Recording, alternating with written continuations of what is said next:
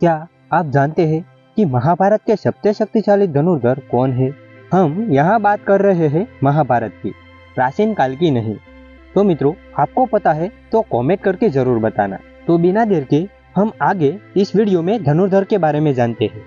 पहला है श्री कृष्ण, दूसरा बर्बरीक, तीसरा पितामह भीष्म, चौथा है द्रोणाचार्य, पांचवा कर्ण, छठा एकलव्य और सातवां अर्जुन।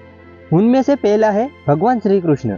भगवान श्री कृष्ण के धनुर्विद्या के बारे में सीरियलों में बहुत ज्यादा नहीं बताया है, लेकिन भगवान श्री कृष्ण भी सर्वश्रेष्ठ धनुर्धर थे।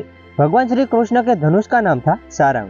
भगवान श्री कृष्ण ने ही सभी धनुर्धरों को हराकर लक्ष्मणा से विवाह किया था। उस परिस्थितियों में श्री कृष्ण के हाथों शिवजी का धनुष टूट गया था। भागवत गीता में ऐसा भी उल्लेख मिलता है कि जहाँ योगेश्वर श्री कृष्ण है और जहाँ पुरुषार्थी अर्जुन है, वहाँ विजय अवश्य मिलती है। हालांकि महाभारत के युद्ध में अर्जुन को कई योद्धाओं ने हराया था, लेकिन श्री कृष्ण की मदद से अंत में वे सब पराजित हुए थे। दूसरा धनुर्धर है बर्बरीक। बर्बरीक एक ऐसा धनुर्धर था कि वह महाभारत का युद्ध कुछ ही मिनटों में खत्म कर सकता था। महाभारत के अनुसार जब श्री कृष्ण ने बर्बरीक की परीक्षा ली, तब बर्बरीक ने तीर को वृक्ष की ओर छोड़ दिया।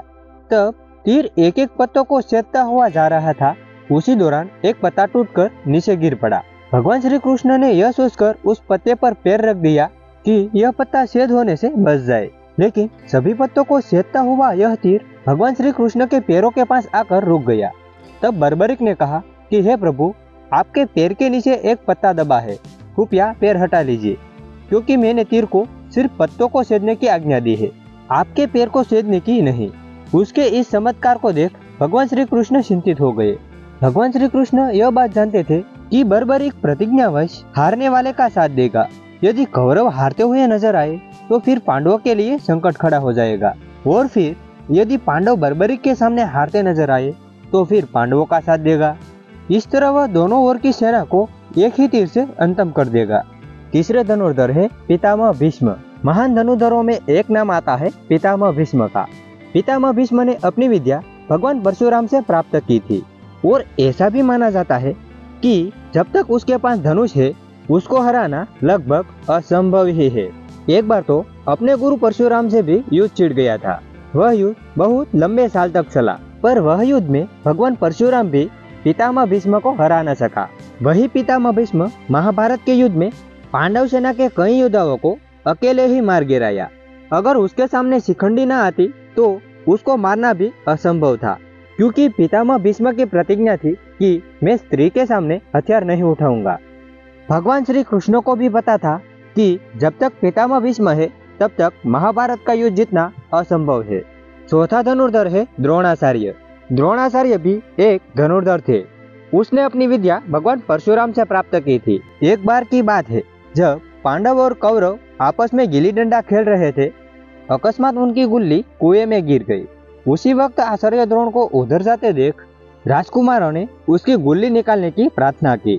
आचार्य द्रोण ने अपने बाणों से वह गुल्ली निकाल दी। इसके बाद एक राजकुमार ने अपनी अंगूठी कुएं में डाल दी। आचार्य द्रोण ने उसी विद्या से अंगूठी भी निकाल दी। द्रोणाचार्य के इस अस्त्र कौशल को देख राजकुमार आश्चर्यचकित रह गए, और यह भी कहा जाता है कि वही द्रोणाचार्य महाभारत के युद्ध में पितामह भीष्म के गिरने के बाद कौरव सेना के सेनापति बने थे, और इस युद्ध में एक अद्भुत प्रदर्शन दिया। इसी युद्ध में उसके पुत्र अश्वत्थामा की मृत्यु का समाचार सुन उन्होंने शस्त्र का त्याग किया था, और दुष्योधन के हाथों वीरगति प्राप्त हुई। पांचवा धनुर्धर है कर्ण। वैसे तो महाभारत काल में कई योद्धा हुए, लेकिन कहते हैं कि कर्ण जैसा धनुर्धर कोई नहीं था, और कवच और कुंडल नहीं उतरवाते तो कर्ण को मारना लगभग असंभव ही था। कर्ण के तीर की इतनी ताकत थी कि जब वे तीर चलाते और उनका तीर अर्जुन के रथ पर लगता, जो रथ पर स्वयं हनुमान दादा और त्रिलोक के नाथ स्वयं श्री कृष्ण बैठे थे, वही रथ को कुछ देर दूर धकेल देता। इससे पता चलता है कि कर्ण की धनुर्विद्या में कितनी ताकत है। महाभारत के युद्ध में कर्ण ने अर्जुन को इतनी बुरी तरह से हराया कि उसको शस्त्र विहीन ही कर दिया था, और ऐसा भी माना जाता है कि जब तक कर्ण के हाथ में धनुष है, तब तक कर्ण को हराना लगभग असंभव ही है।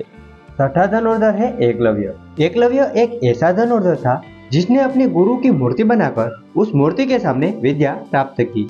जब गुरु द्रोण को इस बात का पता चला कि एकलव्य अर्जुन से भी सर्वश्रेष्ठ धनुर्धर बन गया, तो उन्होंने एकलव्य से पूछा कि तुमने यह विद्या कहाँ से सीखी है।